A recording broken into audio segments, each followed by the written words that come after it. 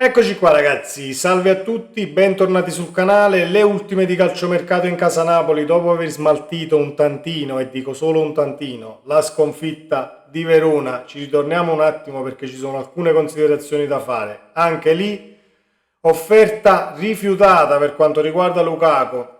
In quel di Inghilterra, a quanto si legge, la situazione Gilmour, Zerbin che potrebbe finire di nuovo al Monza. Neres si aspetta ovviamente solo l'ufficialità del presidente De Laurentiis e c'è Umberto Chiarillo che però smentisce praticamente tutto e dice: questa settimana non arriverà nessun colpo in entrata per quanto riguarda il Napoli al di là di Neres.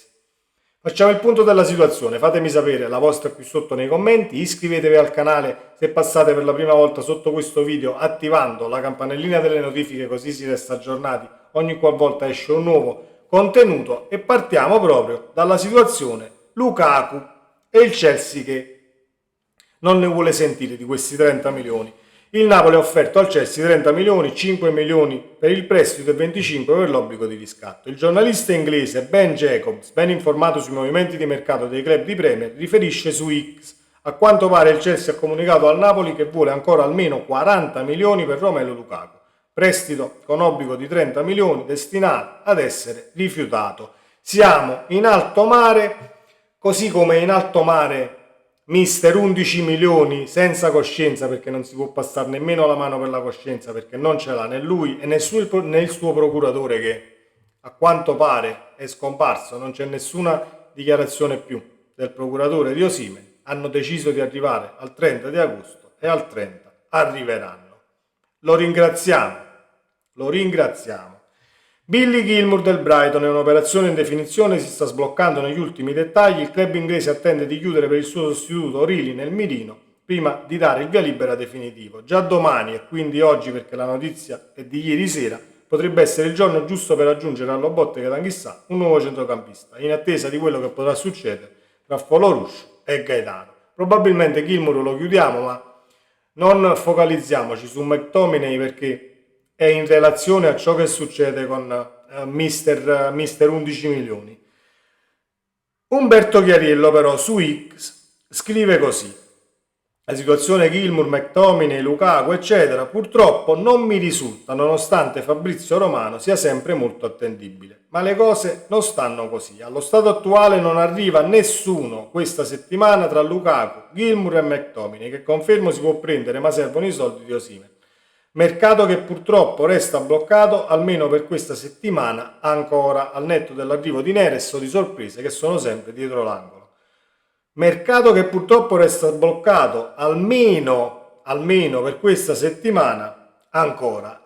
Allora oggi 20, tra 7 giorni ne abbiamo 27, se dobbiamo arrivare al 30 di agosto perché chiude il 30 alle ore 24 il calciomercato e far la fine dell'allenatore nel pallone e andare di qua e di là cercando di tappare i buchi, lo eviterei e di gran lunga, anche perché il gap tra il Napoli e le squadre che poi puntano all'accesso Champions si è rivelato più ampio del previsto. È vero che la prima giornata di campionato e i giudizi totalitari non esistono e siamo d'accordo, però vista l'Atalanta ieri, la stessa Juve di Thiago Motta che non è la Juve di Allegri, ha fame e ha cambiato tantissimo, e pur cambiando tantissimo comunque l'idea di gioco la si è già vista.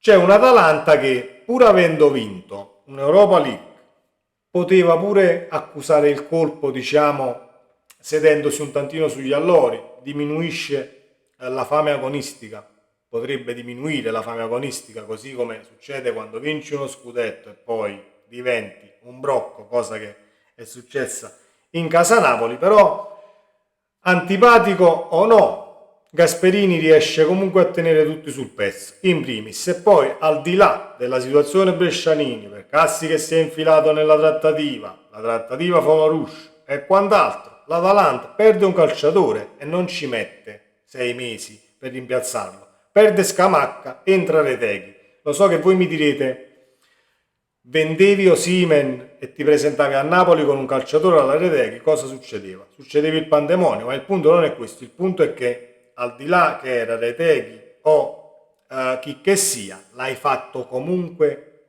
in tempi ridotti e quindi puoi lavorare con il calciatore, puoi metterlo in condizione, arrivi alla prima di campionato che sei pronto. Al di là che poi l'Atalanta abbia Lookman fuori rosa perché aspetta il Paris Saint-Germain e ringraziamo Bosman e il calcio in mano a procuratori e calciatori, così come è la storia Cop Manners che aspetta la Juve. Brescianini l'ha preso, Samarzic arriverà comunque in quel di Bergamo.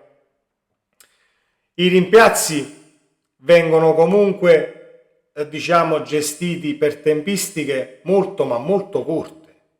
Non è che ci mettiamo 60 anni o un mese intero a stare appresso a 30 milioni per Lukaku, prendiamo a Lukaku però deve uscire questo, arriva Lukaku però non può uscire quell'altro, cioè non possiamo perdere tempo così in tutte le sessioni di mercato, dobbiamo snellire le tempistiche, non se ne può più, non se ne può più perché altrimenti vedi, arrivi a inizio campionato che non sei pronto come le altre e i punti che tu li perdi all'inizio, a metà o a fine campionato restano punti persi.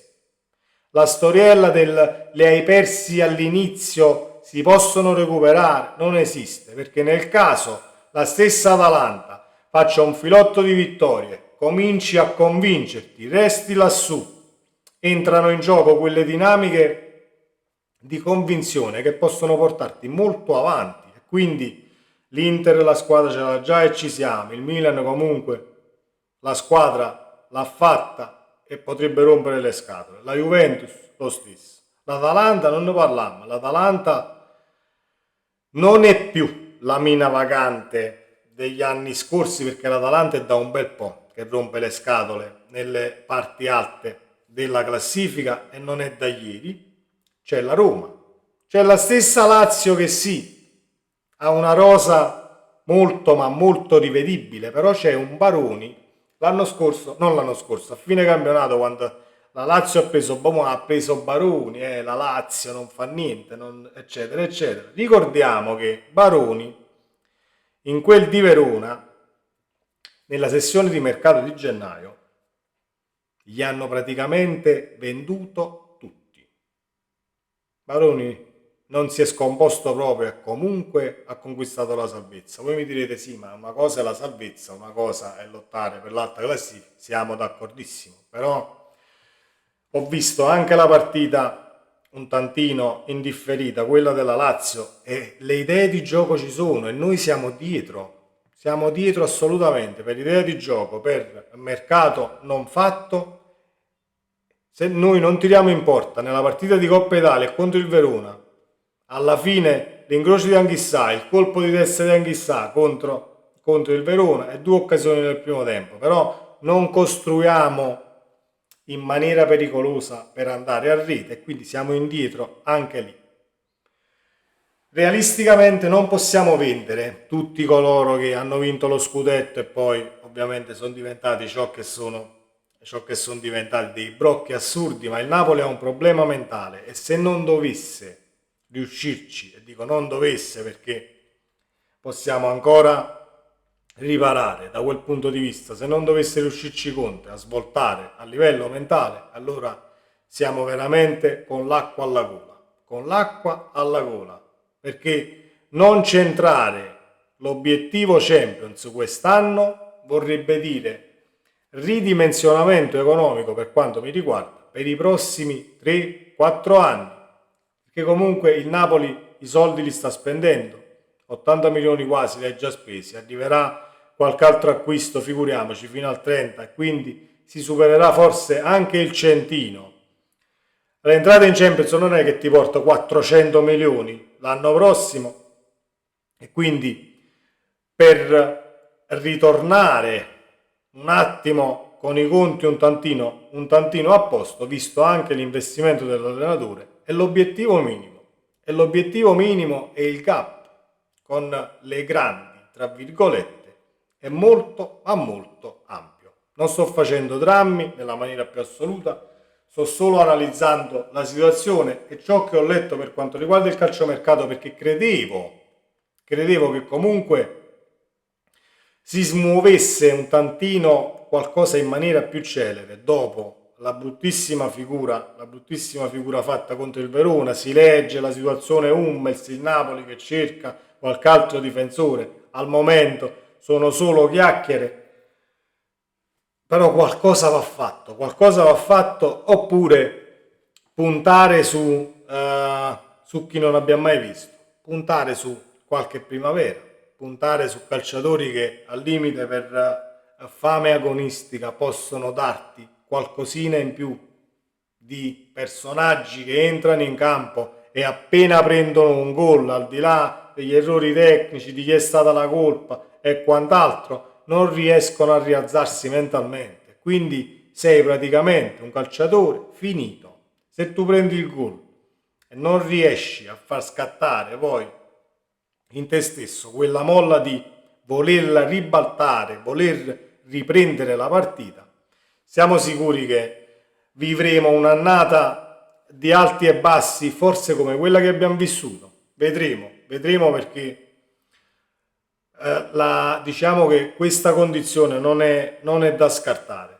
Non è da scartare perché il Napoli il gol lo prende comunque. Adesso c'è il Bologna, ci sarà il Bologna. Siamo sicuri che il gol col Bologna, non voglio dire al 100%, ma ci sono buone probabilità che lo prendi per come Italiano comunque aggredisce nella metà campo avversaria. Poi può darsi che la porta resta inviolata, l'opzione ci può essere, ma le percentuali vanno sempre verso il gol preso, e se non reagisci la partita non la porti a casa nemmeno lì. E poi facciamo il discorso e lì sono 2 punti persi e lì ne abbiamo persi 3, e all'inizio del campionato i punti a inizio campionato poi si recuperano, non si recuperano proprio niente. Punti persi o all'inizio o a metà o a fine campionato restano punti persi. Non è che li perdi adesso e allora c'è ancora tempo, no, assolutamente. Domenica hai perso 2 punti, anzi scusate, 3 punti, perché sono ancora offuscato e credevo che un punto da Verona l'avevamo portato a casa, figuriamoci. Hai perso 3 punti e si andranno comunque a calcolare a fine campionato in base al posizionamento di classifica, senza fare queste considerazioni un po' provinciali, no, ma i punti all'inizio li puoi tranquillamente recuperare.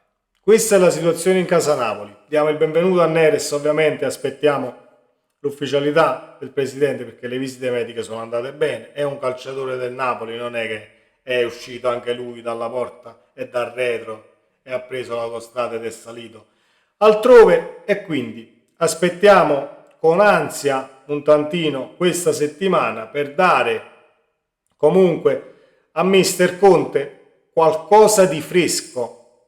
Non è detto che poi funzioni del tutto, ma almeno portare a Napoli 2, 3, 4 elementi, non lo sapremo, vediamo se saranno 2, 3 o 4, però forze fresche che vogliono mettersi in mostra e le partite le vogliono vincere pur andando 1-0 sotto. Non è che chiediamo tantissimo e né tantomeno abbiamo chiesto al mercato Kaká, Ronaldinho e Luis Nazario da lì. Fatemi sapere la vostra qui sotto nei commenti, ci vediamo nel prossimo video, seguiamo la situazione, attivate la campanellina delle notifiche così restate aggiornati anche voi e sempre Forza Napoli. Ciao!